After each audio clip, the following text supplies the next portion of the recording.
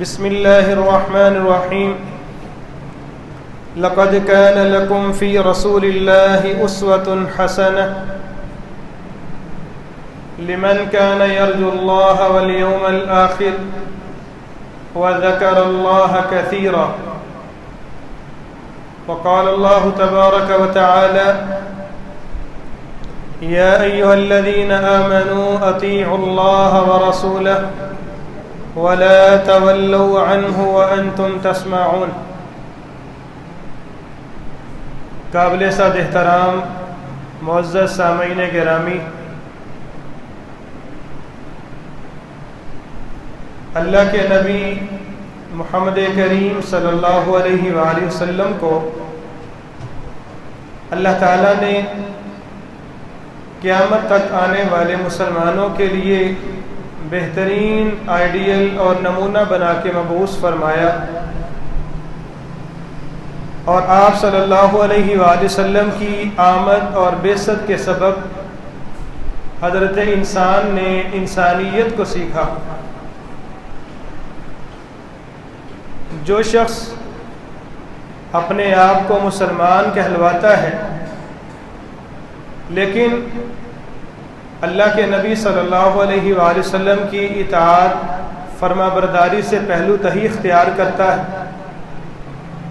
اس شخص کا مسلمان ہونا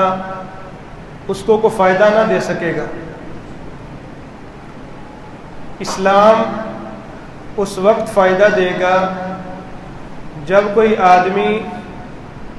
اپنے آپ کو مکمل طور پہ شریعت محمدیہ صلی اللہ علیہ وآلہ وسلم کے تابع بنا دے۔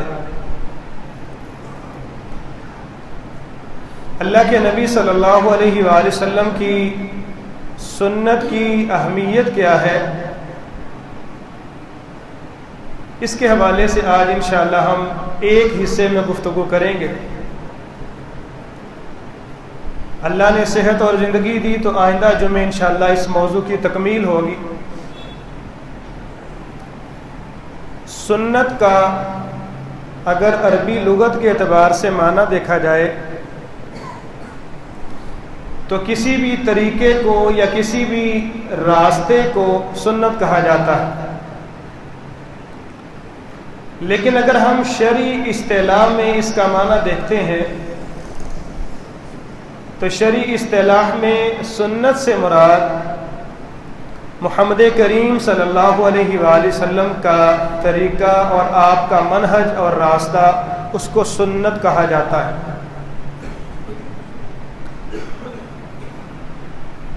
اچھا، یہ بات بھی تمہید کے طور پہ یاد رکھیں کہ سنت کی بنیادی طور پہ 3 اقسام ہیں۔ کتنی ہیں؟ 3 اقسام ہیں۔ ایک کو کہتے ہیں سنت قولی، ایک ہوتی ہے سنت فعلی، اور ایک سنت کی وہ قسم ہے جس کو سنت تقریری کہا جاتا ہے۔ قولی، فعلی، تقریری، 3 اقسام ہیں۔ سنت قولی سے مراد یہ ہے کہ جو آپ صلی اللہ علیہ وآلہ وسلم کے اقوال ہیں، آپ کے فرمودات عالیہ ہیں، فرامین گرامی ہیں، ان کو سنت قولی کہہ سکتے۔ ایک ہے سنت فعلی، آپ صلی اللہ علیہ وآلہ وسلم کے جتنے بھی افعال ہیں، جتنے بھی آپ نے کام کر کے دکھائے ہیں، جتنی آپ کی عادات مبارکہ ہیں، وہ سنت فعلی۔ ایک ہے سنت تقریری، نہ تو آپ کا قول ہے نہ آپ کا فعل ہے، آپ کا عمل بھی نہیں ہے، لیکن اللہ کے نبی صلی اللہ علیہ وآلہ وسلم کی موجودگی میں، آپ صلی اللہ علیہ وآلہ وسلم کی نگاہوں کے سامنے کسی صحابی نے، کسی مسلمان نے کوئی بھی عمل کیا اور پھر اللہ کے نبی صلی اللہ علیہ وآلہ وسلم نے اس کو دیکھنے جاننے کے باوجود خاموشی اختیار کی، اس سے منع نہیں فرمایا، تو یہ سنت تقریری کہلاتی۔ ہر مسلمان کے لیے ان تینوں اقسام پہ ایمان رکھنا اور ان کے مطابق عمل کرنا لازمی اور ضروری ہے۔ اگر اس کی دلائل کی طرف چلے جائیں تو بات کافی لمبی ہو جائے گی۔ آپ کی اطاعت، آپ کی فرما برداری، سنت کی اہمیت اور برکت کے حوالے سے چند دلائل ہم دیکھتے ہیں۔ اللہ کے نبی صلی اللہ علیہ وآلہ وسلم کی اطاعت کرنا، آپ کی فرما برداری کو بجا لانا، یہ ہر مسلمان کے اوپر فرض کر دی گئی۔ سورہ انفال کی 20 نمبر آیت میں رب تعالیٰ فرماتے ہیں یا ایھا الذین آمنوا اطیعوا اللہ ورسولہ، اہل ایمان اللہ کی اطاعت کرو، اس کے نبی محمد کریم صلی اللہ علیہ وآلہ وسلم کی بھی اطاعت کرو، ولا تولوا عنہ وانتم تسمعون، آپ کے احکامات، آپ کے فرامین سننے کے بعد، جان لینے کے بعد، پرکھ لینے کے بعد اس سے اعراض نہ کرو۔ اس سے پتہ چلتا ہے کہ آپ کی اطاعت فرض کر دی گئی۔ اللہ کے نبی صلی اللہ علیہ وآلہ وسلم کی اطاعت،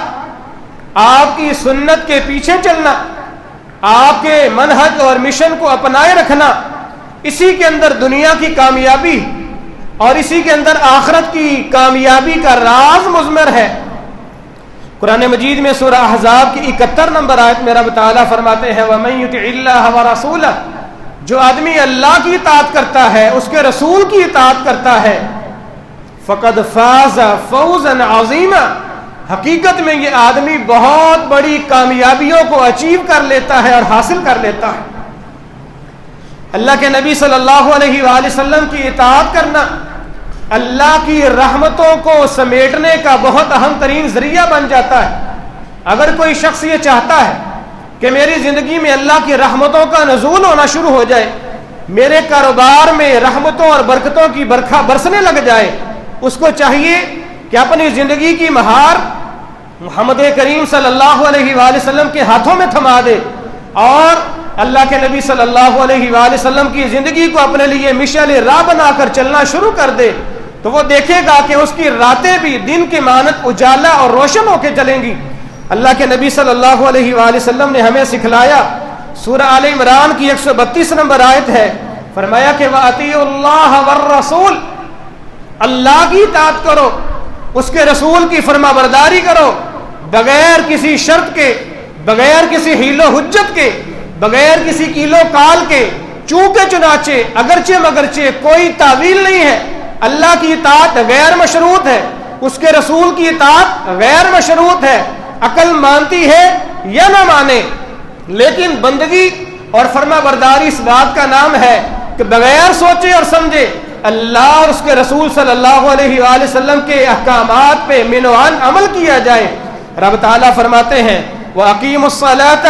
وَآتُوا الزَّكَاةَ وَأَطِيعُوا الرَّسُولَ لَعَلَّكُمْ تُرْحَمُونَ، میرے بندو نمازیں قائم کیا کرو، اللہ نے مال دیا ہے زکوٰۃ دیا کرو، وَأَطِيعُوا الرَّسُولَ، اپنے نبی علیہ الصلوۃ والسلام کی اطاعت کرو، ان کی فرما برداری کرو، لَعَلَّكُمْ تُرْحَمُونَ، تاکہ تمہارے اوپر رحم کیا جا سکے دنیا میں بھی اور آخرت کے اندر بھی۔ اللہ کے نبی صلی اللہ علیہ وآلہ وسلم کی سنت کی اتباع کرنا،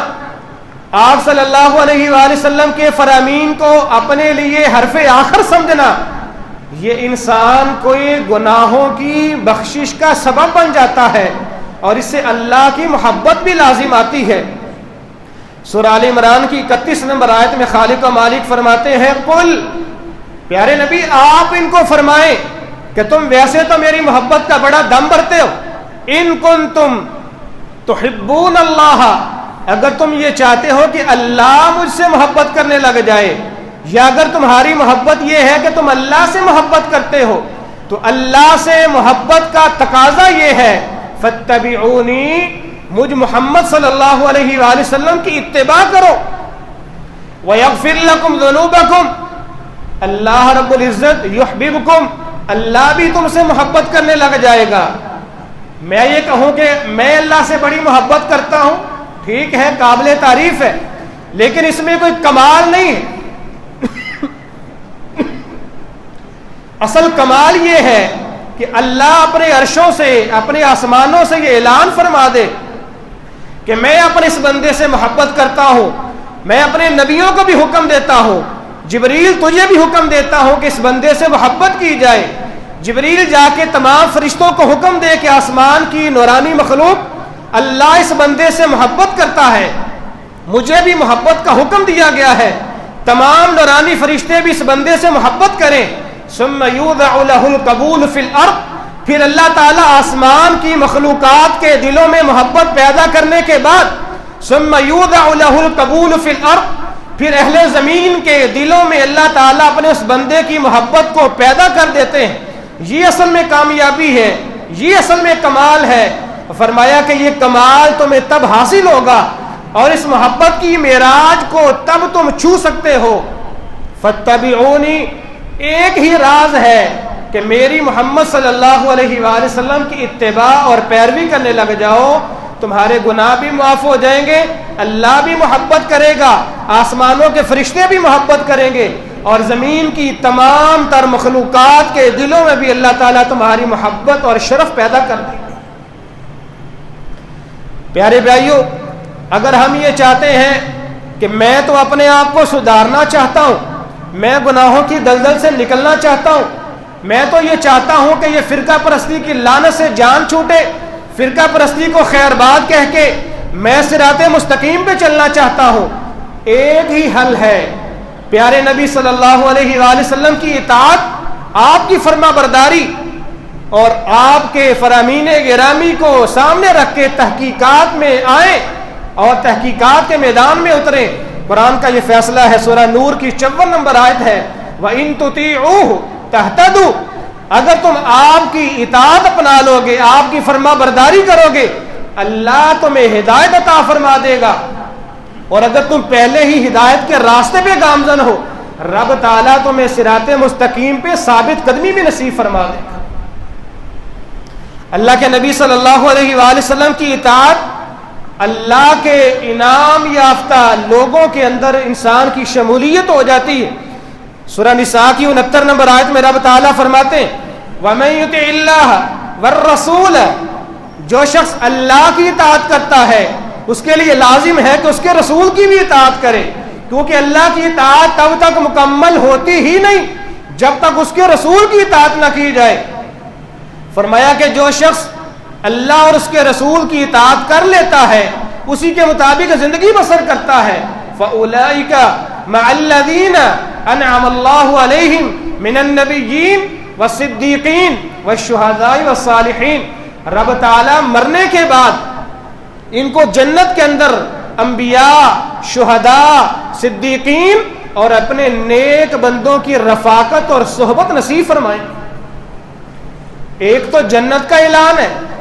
اور جنت کے اندر بھی پڑوس کن کا مل رہا ہے؟ انبیاء کا۔ کن کا ملتا ہے؟ صدیقین کا۔ جناب صدیق وہ پاک باد ہستی ہیں کہ جتنا اللہ کو ان کی رفاقت پسند آئی، دنیا میں بھی، سفر اور حضر میں بھی، سردی اور گرمی میں بھی، دھوپ اور چھاؤں میں، لمحہ بلمحہ اللہ کے نبی صلی اللہ علیہ وآلہ وسلم کے ساتھ سایہ بن کے رہے۔ مرنے کے بعد بھی اللہ تعالیٰ نے وہ رفاقت قائم رکھی۔ یہاں پہ آقا کریم صلی اللہ علیہ وآلہ وسلم دفن ہے، اور قدموں کے اندر جناب ابو بکر بھی دفن ہے، اور یہیں پہ شرف بس نہیں کیا، کل قیامت کے دن ساری انسانیت جب اپنی قبروں سے اٹھائی جائے گی، سب سے پہلے محمد کریم صلی اللہ علیہ وآلہ وسلم کو قبر مبارک سے زندہ کھڑا کیا جائے گا۔ ساری انسانیت اپنی آنکھوں سے دیکھے گی کہ آپ کے دائیں جانب سے جناب ابو بکر کھڑے ہو رہے ہیں، بائیں جانب سے جناب عمر کھڑے ہو رہے ہیں، اور ایسے ہی ہاتھوں میں ہاتھ ڈال کے اللہ کے نبی صلی اللہ علیہ وآلہ وسلم اپنے یاروں کے ساتھ جنت میں داخل ہو جائیں۔ اگر ہم یہ چاہتے ہیں کہ اتنا پاکیزہ ساتھ اور رفاقت ہمیں مل جائے، اس کا بہترین حل اور علاج یہ ہے کہ آقا کریم صلی اللہ علیہ وآلہ وسلم کی سنت کی اتباع کر لی جائے، اور آپ صلی اللہ علیہ وآلہ وسلم کی اطاعت، آپ کی فرما برداری جنت کا داخلہ ہے۔ آپ کی نافرمانی، آپ کی سنت کے بارے میں بغض رکھنا، آپ کی سنت کے بارے میں جاننے کے بعد تعویلیں کرنا اور اپنے پیروں کی ملاؤں کی باتوں کو ترجیح دینا جنت سے محرومی کا سبب ہے۔ صحیح بخاری اور مسلم کے اندر 1223 نمبر روایت ہے، اللہ کے نبی صلی اللہ علیہ وآلہ وسلم نے فرمایا کل امتی یدخلون الجنہ الا من ابا، میری امت کے تمام توحید پرست جنہوں نے شرک نہیں کیا ہوگا سارے جنت میں جائیں گے، الا من ابا، سوائے اس بدبخت کے اور بد نصیب کے جس نے جنت میں جانے سے خود ہی انکار کر دیا، میں نہیں جانا چاہتا۔ صحابہ کرام ورطہ حیرت میں پڑ گئے، اللہ کے نبی ایسا کیسے ممکن ہے کہ حشر کی دھوپ ہے اور انسان اپنے گناہوں کے مطابق پسینے میں ڈبکیاں کھا رہا ہے، اور سورج اتنا قریب آ چکا ہے کہ انسان بٹی میں رکھے ہوئے دانوں کی مانند بن رہا ہے، ایسے عالم میں کون بد نصیب ہے کہ جو کہے گا کہ میں جنت میں نہیں جانا چاہتا؟ فرمایا کہ من اطاعنی دخل الجنہ ومن عصانی فقد ابا، جس آدمی نے میری اطاعت کی ہوگی، میری بندگی اللہ کی بندگی کی ہوگی اور میری اتباع اور فرما برداری کی ہوگی، فرمایا کہ وہ تو لازمی ہے کہ جنت میں جائے گا، لیکن جس آدمی نے میری نافرمانیاں کی، رب چاہی زندگی گزرنے کی، من چاہی زندگی بسر کرتا رہا، میری اطاعت اور فرما برداری کا ہار سینے میں نہیں پہنا، جو دل میں آیا کرتا رہا اور میرے علاوہ دوسرے لوگوں کی محبتوں کو ترجیح دیتا رہا، اپنے سیاستدان کی محبت کو ترجیح دی، اپنے مذہبی سیاسی رہنماؤں اور پنڈتوں کی محبتوں کو مجھ محمد پہ ترجیح دی، فرمایا کہ فقط ابا، یہ بد نصیب ایسا ہی ہے جیسے جنت میں جانے سے خود ہی انکار کر رہا ہے، اور اللہ ایسے بندے کو جنت میں داخل نہیں کریں گے۔ ایک لمحے کو ہم سنیں اور پرکھیں اور اپنے آپ کا محاسبہ بھی کریں، ہم مسلمانوں کی کس بھی جماعت سے تعلق رکھتے ہیں، اپنا نام تو سید زادہ لیتا ہے، اپنے آپ کو وہابی کہتے تھکتا نہیں ہے، بریلوی کہتا ہے، دیوبندی کا دم بھرتا ہے، لیکن پیارے بھائیوں اگر احادیث سامنے آنے کے باوجود، اللہ کے نبی کے فرامین گرامی ملنے کے باوجود بھی تسلیم نہیں کرتا، سوچنے کا ٹائم مانگتا ہے اور کہتا ہے کہ اپنے مسجد کے امام سے جا کے اس کی رائے لوں گا، ٹھیک ہے حدیث مسلم ہے، آپ کہتے ہیں مان لیتے ہیں، لیکن چونکہ میں فلاں صاحب کا پیروکار ہوں، فلاں گدی کی طرف میری نسبت ہے، فلاں درگاہ سے میں منسلک ہوں۔ پیارے بھائیوں اگر اس شخص نے اللہ کے نبی صلی اللہ علیہ وآلہ وسلم کے فرامین کو چھوڑ دیا، ترجیح نہ دی اور اپنے مذہبی اور سیاسی رہنماؤں کو ترجیح دیتا رہا، ایسے آدمی کی نجات کسی صورت ممکن نہیں، ایسا آدمی جہنم میں تو جا سکتا ہے، جنت میں کسی صورت نہیں جائے گا۔ جنت میں جانے کا ایک راز ہے جو قرآن میں اللہ نے بیان کر دیا، وَمَا كَانَ لِمُؤْمِنٍ وَلَا مُؤْمِنَةٍ، کسی مومن کے لیے، کسی مومنہ عورت کے لیے حلال ہی نہیں ہے، ان کا ایمان گوارا کیسے کر لیتا ہے، اِذَا قَضَى اللَّهُ وَرَسُولُهُ أَمْرًا أَن يَكُونَ لَهُمُ الْخِيَرَةُ مِنْ أَمْرِهِمْ، کہ جب اللہ اور اس کے رسول کے احکامات واضح آ جائیں، اللہ اور اس کے رسول کے اختیارات کے سامنے وہ اپنے اختیارات استعمال کرنا شروع کر دے، ایسا آدمی فقد ضل ضلالا مبینا، واضح گمراہی کا شکار ہو چکا ہے۔ پیارے بھائیوں اس وقت امت کے اندر اختلافات کا بھرمار ہے، ہر گروہ اس بات کا دم بھرتا ہے کہ میں صراط مستقیم پہ گامزن ہوں،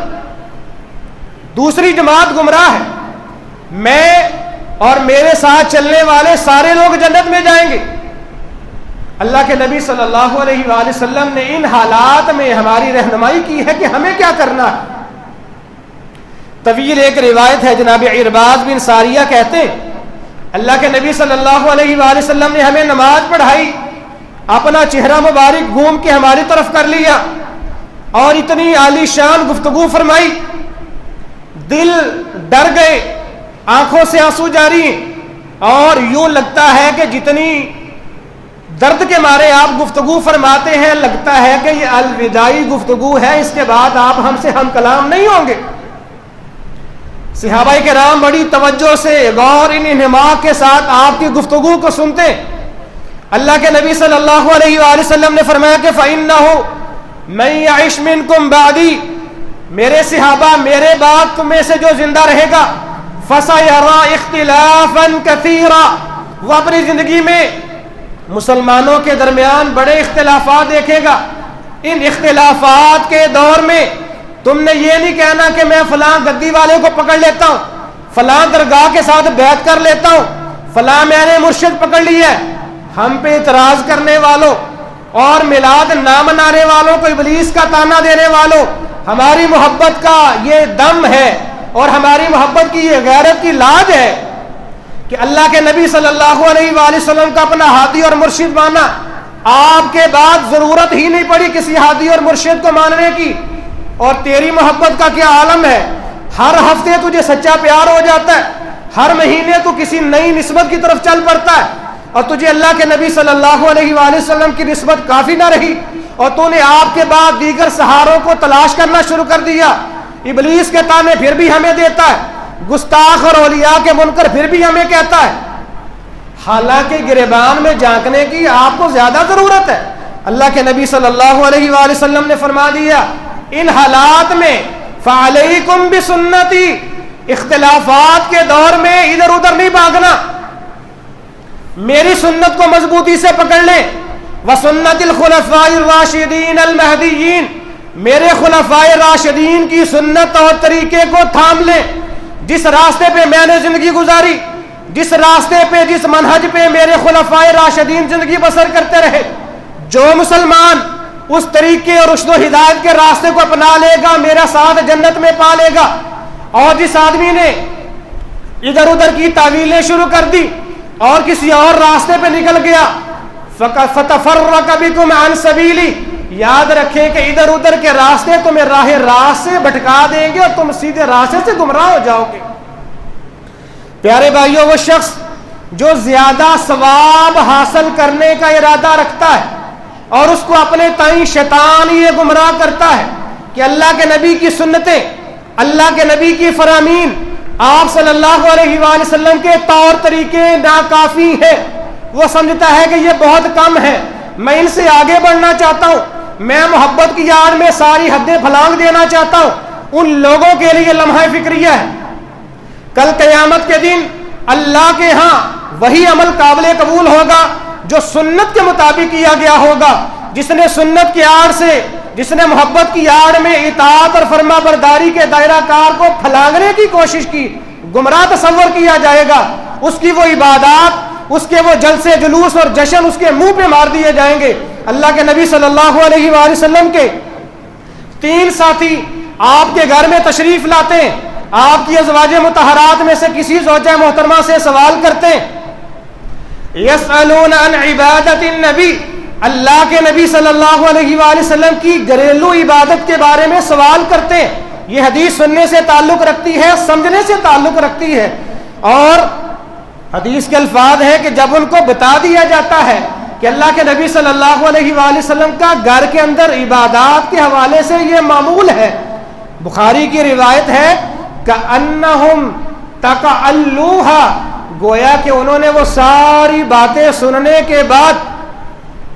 اللہ کے نبی صلی اللہ علیہ وآلہ وسلم کے شیڈول کو اور آپ کی سنت کو ہلکا جانا، کم تر خیال کیا کہ آپ تو اللہ کے نبی ہیں، آپ تو بخشے ہوئے ہیں، آپ پر تو وحی آتی ہے، ہم بڑے گناہ گار ہیں، ہم اس سے آگے بڑھنا چاہتے ہیں. یہی چورن آج مجھے اور آپ کو دینے کی کوشش کی جاتی ہے، اور وہ تو بخشی روحیں تھی، اور گناہ گاروں تمہارا کیا بنے گا، تمہیں تو اس سے آگے بڑھ کے کام کرنا ہے. یاد رکھیں عبادات کے اندر اصول ہے کہ عبادت کس کی کرنی ہے، اللہ کی کرنی ہے. دوسرا اصول یہ ہے کہ عبادت کیسے کرنی ہے، جیسے آقا کریم صلی اللہ علیہ وآلہ وسلم نے کی، محبت کی آڑ میں، اور ادھر ادھر کی تعویلیں کر کے عوام کو گمراہ نہ کرے خدا را. یہ 3 لوگ، ایک بندہ کہتا ہے کہ اللہ کے نبی ساری رات آرام بھی کرتے ہیں، بیویوں کے حقوق بھی ادا کرتے ہیں، رات کے ایک پہلو میں اٹھ کے آپ تہجد بھی پڑھتے ہیں، لہذا میں اپنی خواہشات اللہ کے لیے قربان کرتا ہوں, نکاح نہیں کروں گا, ساری رات تہجد پڑھا کروں گا. ایک آدمی کہتا ہے کہ اللہ کے نبی نفلی روزے رکھتے بھی ہیں, چھوڑ بھی دیتے ہیں, لہٰذا میں آئندہ اپنے اوپر لازم کرتا ہوں کہ میں بلا ناغا نفلی روزے رکھا کروں گا. ایک آدمی اس بات کا ارادہ کرتا ہے کہ میں اللہ کے نبی صلی اللہ علیہ وآلہ وسلم کے معمول سے آگے نکلنے کی کوشش کرتا ہوں. اللہ کے نبی صلی اللہ علیہ وآلہ وسلم جب گھر میں تشریف لائے,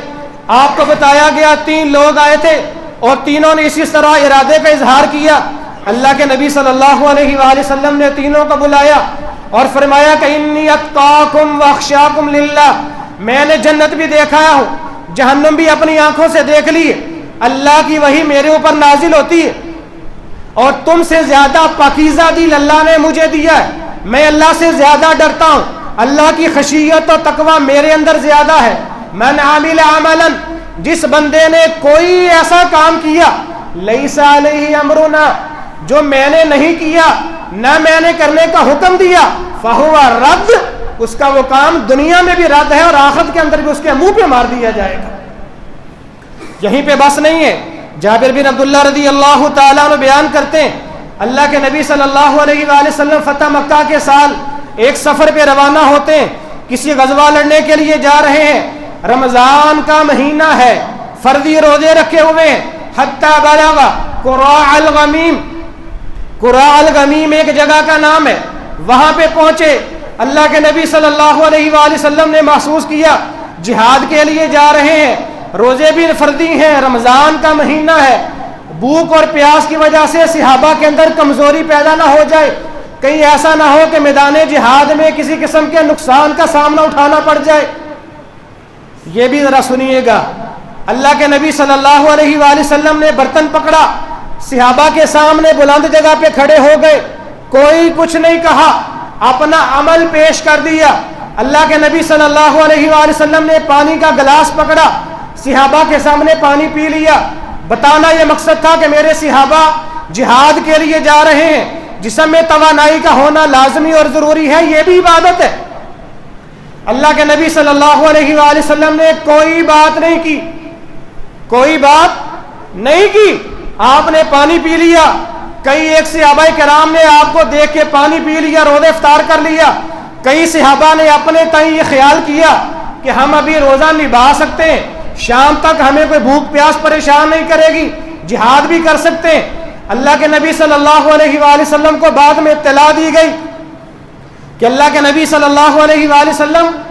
ابھی بھی لشکر میں ایسے صحابہ موجود ہیں جو آپ کو دیکھنے کے باوجود بھی روزہ رکھے ہوئے ہیں. روزہ کون سا ہے بولیے گا ذرا؟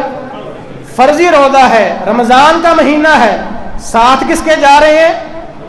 محمد کریم صلی اللہ علیہ وسلم کے. جا کدھر رہے ہیں؟ جہاد لڑنے کے لیے. کوئی نیت میں فطور تو نہیں ہے, کوئی برا کام تو نہیں ہے. اللہ کے نبی صلی اللہ علیہ وآلہ وسلم کا چہرہ مبارک متغیر ہو گیا کہ جب میں نے روزہ افطار کر دیا ہے, یہ کون لوگ ہوتے ہیں کہ ابھی تک روزے کو برقرار رکھنے والے؟ آپ نے کھڑے ہوئے ڈانٹ پلائی, فرمایا کہ اولئک العصاة, اولئک العصاة, یہ نافرمان لوگ ہیں جو میرا عمل دیکھنے کے باوجود بھی روزہ رکھے ہوئے ہیں. فرمایا کہ یہ نافرمان لوگ ہیں. آج ہم اگر کسی بھائی کو سمجھانے کی کوشش کرتے ہیں کہ پیارے بھائیوں, اللہ کے نبی صلی اللہ علیہ وآلہ وسلم سے محبت ایمان کا حصہ ہے, آپ کی محبت کے بغیر تو نجات ہو ہی نہیں سکتی, بلکہ ایمان ہی مکمل نہیں ہوتا. لیکن جب ہم کہتے ہیں کہ یہ جو جشن تم مناتے ہو, یہ لاکھوں کروڑوں روپیہ تم بازاروں کی زینت پہ اور زیب و آرائش میں اور ڈیٹنگ پیٹنگ پہ لگا دیتے ہو, پیارے بھائیوں یہ اللہ کے نبی صلی اللہ علیہ وآلہ وسلم سے ثابت نہیں ہے. کوئی دال نہیں گلتی, کوئی ہاتھ پاؤں مارتے ہیں, کوئی بات نہیں بنتی, ایک جواب ہوتا ہے, بھائی منع بھی تو نہیں نہ کیتا, پھر او سارے جی چلو شاوا, ڈھول واجرے نے شاوا شاوا ہو رہی. وہ اللہ کے بندوں منع نہیں کیا. اللہ کے نبی نے روزہ افطار کر کے اپنا عمل دکھا دیا کہ میرا یہ عمل ہے, جو کرے گا بہترین ہے, جو اس کے خلاف کرے گا نافرمان ٹھہرے گا. 63 سالہ زندگی آپ کی ہے, اور اس کے بعد نصف صدی خلفائے راشدین کا دور کم از کم چلتا ہے. نہ اللہ کے نبی صلی اللہ علیہ وآلہ وسلم نے محبت کی آڑ میں جشن منایا, نہ آپ کے صحابہ نے ایسا کام کیا. کیا آج کے حلوہ خور کو یہ محبت کی آڑ میں زیادہ چیزیں سمجھ آ گئی؟ جو کام اللہ کے نبی نے نہیں کیا اگر ہم کریں گے تو کیا ہم صحابہ کو اللہ کے نبی کہہ سکتے ہیں کہ یہ نافرمان ہے؟ اور آج کے دور میں کام کرنے والا کیا فرما بردار ٹھہرے گا؟ کیا وہ محبت رسول اور عشق رسول کی آڑ میں جنت میں جا سکتا؟ تو پیارے بھائیوں، ایسے ہمارے معزز بھائیوں کو سمجھانے کی ضرورت ہے کہ دین ایک دائرہ کار میں رہ کے چلنے کا نام ہے. ایک قدم آگے نہیں بڑھنا، ایک قدم پیچھے نہیں رہنا. پیچھے رہ گئے تو اللہ تعالیٰ سستی کاہلی معاف فرما دے گا، لیکن اگر آگے بڑھنے کی کوشش کی اس میں نجات نہیں ہے. اللہ تعالیٰ ہمیں قرآن و سنت کی تعلیمات پر عمل کی توفیق عطا فرمائے. ان الحمد للہ نحمده ونستعینه ونستغفره ونؤمن به ونتوکل علیہ ونعوذ باللہ من شرور انفسنا ومن سیئات اعمالنا